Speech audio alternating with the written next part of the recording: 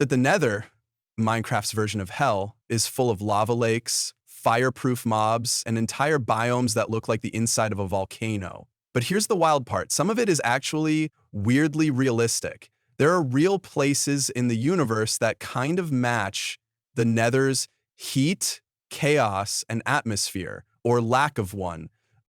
Let's break down what's going on here. Why is the Nether so hot? Could something like it actually exist? And what kind of science would explain a world like this?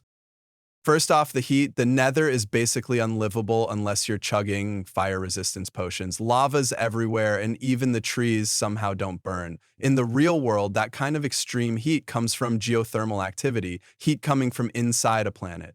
On Earth, for every kilometer you go down, the temperature rises by about 25 to 30 degrees Celsius. But the Nether isn't just warm, it's molten. That's more like standing above a magma chamber or inside a volcanic cave system. If you want a real-world parallel, look at places like Hawaii or Iceland. Both sit on hot spots in the Earth's mantle, where magma rises up and erupts regularly. Volcanic regions like that give us a glimpse into what it might feel like walking through a biome like the Nether.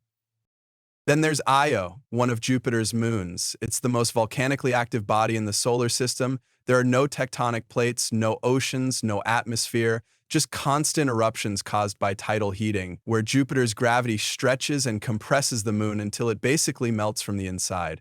The surface is covered in sulfur, lava lakes, and volcanic plains. Honestly, it looks like someone took the Nether and turned it into a moon.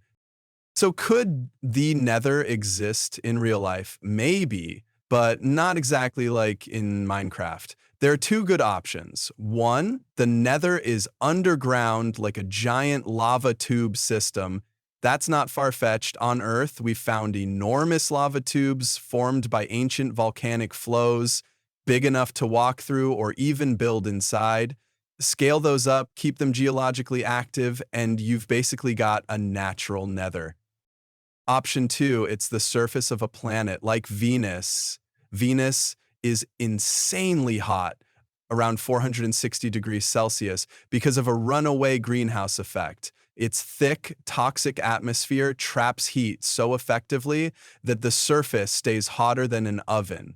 It also has tons of volcanoes and a surface pressure that would crush a human flat. That kind of extreme environment feels like a version of the Nether above ground. And then there are lava planets, actual exoplanets so close to their stars that their surfaces are partially or fully molten. Take 55 Cancri E, for example. One side of the planet always faces its star and is hot enough for rock to melt. The other side is much cooler.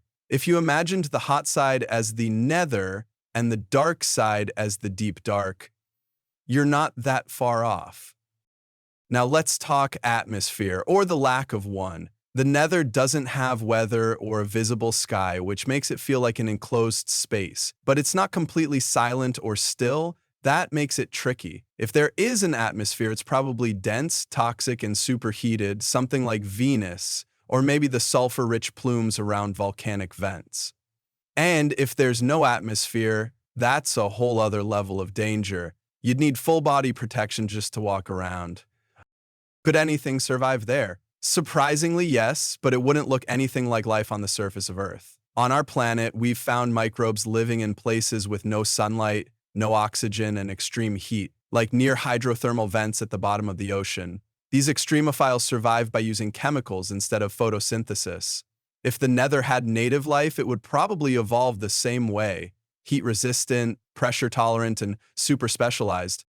And if humans wanted to go there, you'd need more than armor and potions. Think full thermal suits, oxygen tanks, and tech that could handle insane pressure and heat.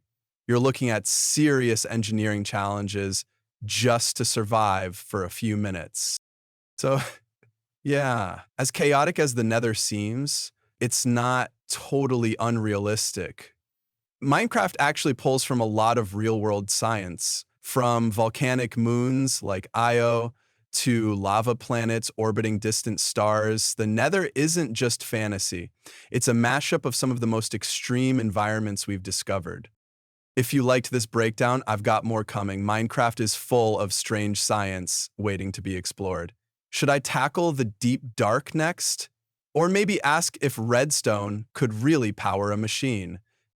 Let me know, and if you want more Minecraft science, consider subscribing. There's way more where this came from.